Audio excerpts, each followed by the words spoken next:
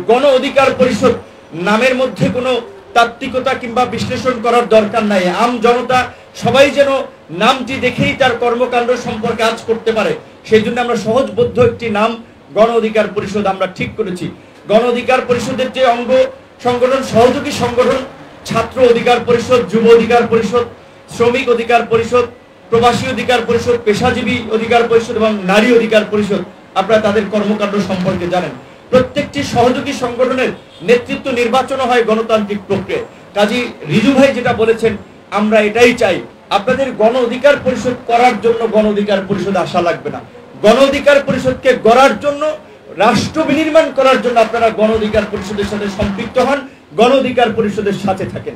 কারণ এইখানে এই প্ল্যাটফর্মে আপনি আপনার চিন্তা চেতনার আলোকে আপনি এই দলকে সাজাতে পারবেন, যদি আপনার চিন্তা চেতনা সঠিক হয়। তো আমাদের সদ্য যোগদানকৃত নেতৃবৃন্দের উদ্দেশ্যে এবং আজকের এই সাংবাদিক ভাই বোনদের উদ্দেশ্যেও আমাদের প্রধান উপদেষ্টা ভয়েস অফ আমেরিকার সাথে সাক্ষাৎকারে যেটি বলছিলেন যে আমরা রিসেট বাটন পুশ করেছি, তো আমরা রিসেট বাটন পুশ করেছি। আমি জাস্ট গণ অধিকার পরিষদের আত্মপ্রকাশের ঘোষণাপত্রের থেকে কিছু অংশ একটু পড়ে আপনাদেরকে রিকল করতে চাই। গণ অধিকার পরিষদের আত্মপ্রকাশ হয়েছিল 2021 সালের 26 অক্টোবর, আপনারা জানেন। সেদিন আমরা যেই ঘোষণাপত্রটি পাঠ করেছিলাম, পরিবেশ পরিস্থিতির কারণে সেটি হয়তো সর্বমহলে পৌঁছায়নি। আমাদের যে একটা প্রগ্রেসিভ উদার গণতান্ত্রিক চিন্তা ভাবনার আলোকে যে রাজনৈতিক ঘোষণাপত্র ছিল, 21 দফার একটা কর্মসূচি ছিল, একটা অসাধারণ গঠনতন্ত্র ছিল, যেটা আমরা অসংখ্য শ্রেণী পেশার মানুষের সাথে আলাপ করে মতামত নিয়ে তৈরি করেছি, সেটা তো অনেকের দৃষ্টিগোচর হয়নি। তাই অনেকে হয়তো প্রশ্ন তোলার চেষ্টা করেন যে গণ অধিকার পরিষদের রাজনীতিটা কি, আমরা তো বুঝি না, জানি না। আমরা নিশ্চয়ই আমরা জানাতে আমাদের কিছু ব্যর্থতা আছে যে আমরা মানুষের কাছে সেই রাজনীতিটা পরিষ্কারভাবে হয়তো কিছু ক্ষেত্রে তুলে ধরতে পারিনি। তাই আমি আজকে গণ অধিকার পরিষদের আত্মপ্রকাশের কিছু অংশ আপনাদের পড়ে শোনাতে চাই। সেই 21 সালের 26 অক্টোবর আমরা যেটা ঘোষণা করেছিলাম। 50 বছর হলো বাংলাদেশের বয়স।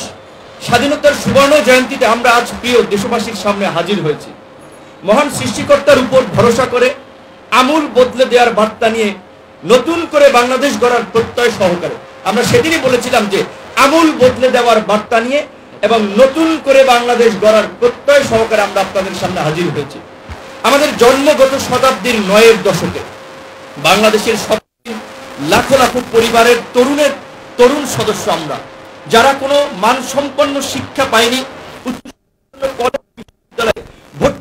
মাথা গোজার ঠাইটুকু চোটে, রাস্তা মহাসড়ক ধরে শিক্ষা প্রতিষ্ঠানের যাতায়াত নির্বিঘ্ন নিরাপদ ছিল না। শিক্ষা শেষে চাকরির কোনো নিশ্চয়তা ছিল না, যা আজও নেই। চাকরির স্বপ্নটুকু আটকে ছিল কোটার বেড়া জালে। যেহেতু আমরা সেই সময় কোটা আন্দোলন করেছিলাম, তাই সেই কথাটুকু বলা ছিল। চাকরির সংস্কার করে মেধার অগ্রাধিকার আর যোগাযোগ, যাতায়াত ও চলাচলের জন্য নিরাপদ সড়ক ও পরিবহনের ব্যবস্থা প্রতিষ্ঠার কথা এদেশের শাসক, নীতি নির্ধারক, রাজনীতিকদের নজরে কখনো আসে নাই। যেই জন্য আমরা নিরাপদ সড়ক আন্দোলন করেছিলাম। প্রাত্যহিক জীবনের এমন অজস্র সমস্যা সংকটে ডুবে আছে আমাদের প্রিয় মাতৃভূমি।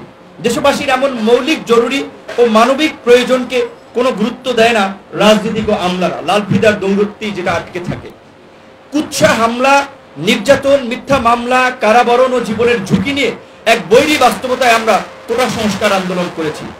তাতে দেশ জুড়ে পেয়েছি শিক্ষার্থীদের অভাবনীয় সমর্থন। 90-এর গণ অভ্যুত্থানের পর 2018-তে এটা প্রথম একটি যুগান্তকারী আন্দোলন, যা সরকারকে বাধ্য করেছে তাদের বৈষম্য সৃষ্টিকারী, অন্যায্য ও অগ্রহণযোগ্য কোটা সংরক্ষণ নীতি বাতিল করতে।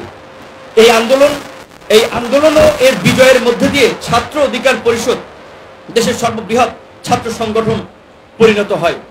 একই সাথে দেশের সকল শিক্ষাঙ্গনের ছাত্র সংসদের দাবি জনপ্রিয় হয়ে ওঠে। সরকার তথা ঢাকা বিশ্ববিদ্যালয় তা আয়োজন করতে বাধ্য হয়। যেখানে ব্যাপক নির্যাতন, ভোটে অনিয়ম ও কারচুপি করেও ছাত্র অধিকার পরিষদের বিজয়কে রোকা যায়নি। এই সাফল্য নতুন প্রজন্মের নেতৃত্বকে সাধারণ শিক্ষার্থী তথা জনগণের আস্থার কেন্দ্র হিসেবে প্রতিষ্ঠা করে। তরুণদের এই মহাজাগরণের ফলে কিছুদিনের মধ্যেই দেশব্যাপী শুরু হয় নিরাপদ সড়কের দাবিতে যুগান্তকারী আরেক আন্দোলন। পরিবহন সন্ত্রাসের ঢাকার একটি স্কুলের 2 জন শিক্ষার্থীর মৃত্যুর প্রতিবাদে স্বতঃস্ফূর্তভাবে গড়ে ওঠা এই সংগ্রামে মাত্র 3 দিনের মধ্যে ছড়িয়ে পড়ে দেশের সকল স্কুল, কলেজ, বিশ্ববিদ্যালয়ে।